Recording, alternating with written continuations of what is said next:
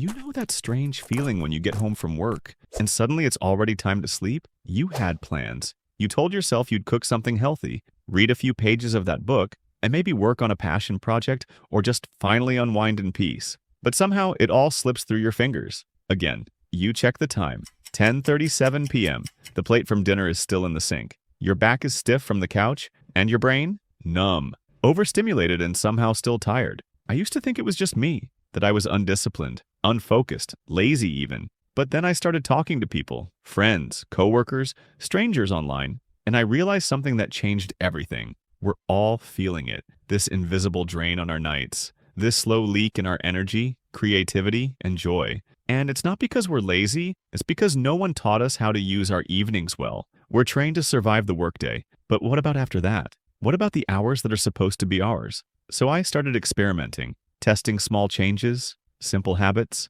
things that didn't require me to become a productivity robot or live like a monk. And the result? My nights became sacred, not perfect, not always productive, but deeply mine again. In this video, I'll share with you the 5 powerful habits that helped me reclaim my evenings after work and quietly rebuilt how I live, think, rest, and create. These aren't routines for perfection. They're tools for coming home to yourself, for finding rhythm in the quiet, and they might just change the way you see your time forever. Habit 1. The shutdown signal. Tell your brain the day is over.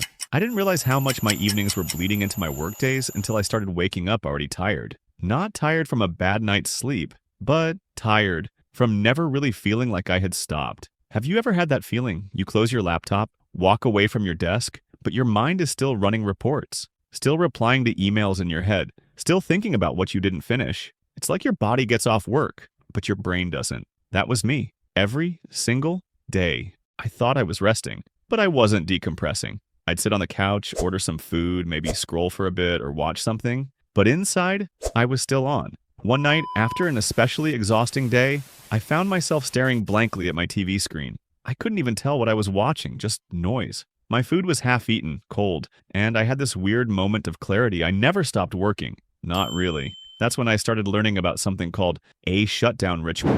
Not productivity hacks, not some 15-step evening routine. Just a moment, a habit, a psychological signal that tells your mind, the day is done, you're safe to let go. So I tried it. At first it felt ridiculous. I'd close my laptop, stand up, take 3 deep breaths, stretch my arms, and literally say out loud, shutdown complete. It was awkward. I was alone, and I laughed at myself more than once. But the second night, something shifted. I noticed I wasn't thinking about work as much during dinner. I wasn't checking my email at 9:30 p.m. I wasn't mentally composing tomorrow's to-do list while brushing my teeth. Within a week, I started sleeping better. Not just faster, deeper. My mind didn't feel like it was being dragged into the next day anymore. And here's the part no one talks about. It's not just about rest. It's about ownership. When you mark the end of your workday with intention, you're reclaiming time. You're saying, these hours are mine now. They belong to me again. That shift from passive recovery to active transition is subtle but powerful. Now I've personalized my shutdown ritual. I close my laptop, tidy my desk, light a small candle, stretch. Sometimes I even play the same 2-minute lo-fi track. It's like a soundtrack for stepping out of work mode. It's become sacred. Not because the act itself is special, but because what it represents is. We all crave boundaries. And in a world where work can follow you everywhere, especially if you work from home, you need to create those boundaries on purpose. A shutdown signal doesn't have to be fancy. It just has to be consistent. It just has to tell your brain, day after day, you've done enough. Let go now. And when you do, you'll start to notice something magical. Your nights don't feel like a blur anymore. They feel like yours. Habit 2, the 90-minute block. Give your night a shape. There's this dangerous illusion we fall into every evening. It's the feeling that we have the whole night ahead of us. Hours and hours to do whatever we want. No boss, no meetings, no rush. Freedom. But that freedom, left unshaped, becomes a trap. Because time that feels unlimited is time we don't protect. I used to come home thinking, I've got all night. I'll figure it out. But instead of doing anything meaningful, I'd end up drifting, scrolling, snacking, watching something, starting something, stopping it, starting something else. By the time I looked at the clock, it was 11 p.m.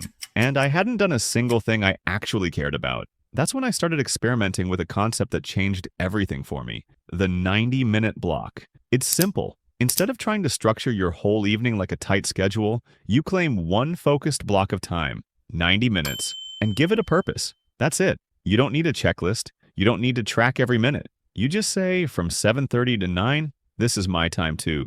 And that blank, it's completely up to you. Maybe it's reading something that feeds your soul. Maybe it's working on a personal project. Maybe it's doing yoga, drawing, learning something, cleaning your space with music playing softly in the background. It doesn't matter what it is. What matters is that it's chosen on purpose. For 90 minutes, you show up to your own life with presence, with focus, with respect for your time. Here's what happened when I started doing this. My evening stopped feeling chaotic. I stopped defaulting to distraction. I had something to look forward to, something real. And the best part? After those 90 minutes, I felt free. I could relax without guilt, scroll without shame, watch something just to enjoy it. Not because I was trying to escape. The block gave structure to the night, and that structure gave me back my peace. We think we want total freedom, but in reality, what we crave is meaningful time. Time with edges, time with shape. The 90-minute block is your container, your anchor. It says, this matters, and I matter enough to protect this space. Habit number 3, the digital wind down. Stop letting screens steal your sleep. There's a moment I'll never forget. It was past midnight. I was lying in bed, lights off, eyes burning. I'd been scrolling for, what, an hour? 2? I couldn't even tell anymore. My brain felt like it was buzzing. My heart was racing a little, but I was too tired to be awake and too wired to sleep. And it hit me. I was exhausted, but overstimulated. It wasn't work. It wasn't caffeine. It wasn't stress. It was my phone. We don't realize it because it's so normal now. We finish dinner, lie on the couch, and the phone comes out. TikTok, Reels, Shorts, News, WhatsApp, YouTube, Twitter, Pinterest. We say we're relaxing, but our brains are in chaos.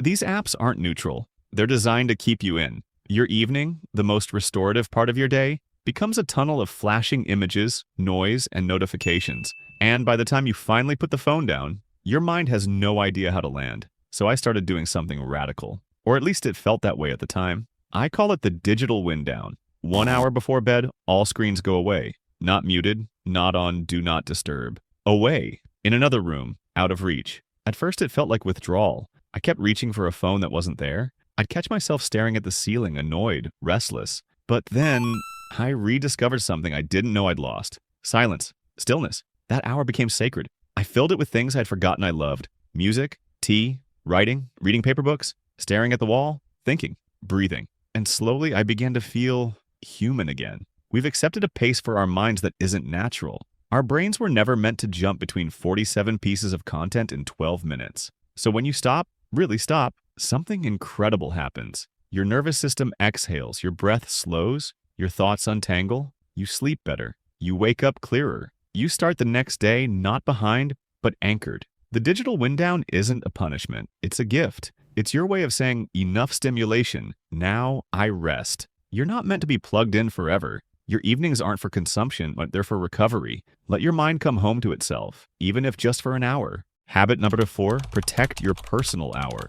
Build a time that belongs only to you. One night, I sat on the edge of my bed and asked myself a question I wasn't ready for. When was the last time I did something just for me? Not for work, not for someone else, not because I had to, just because I wanted to. I couldn't answer. That silence, it said everything. We don't lose ourselves all at once. It happens in tiny, invisible ways. You get home from work, answer a few more messages, help with dinner, handle a quick chore, check in with someone, respond to that email you forgot, watch something, scroll, sleep. You go to bed with the feeling that you did a lot, but also somehow nothing. And over time, you stop showing up for yourself. That's why I started protecting what I now call my personal hour. It's not about productivity. It's not a side hustle. It's not self-improvement. It's sacred time, unclaimed by the world, reserved for you, and not as a task, but as a right. Sometimes I read. Sometimes I stretch on the floor. Sometimes I make tea and sit in the dark with music. Sometimes I write in a notebook with no purpose other than listening to myself. But the power isn't in the activity.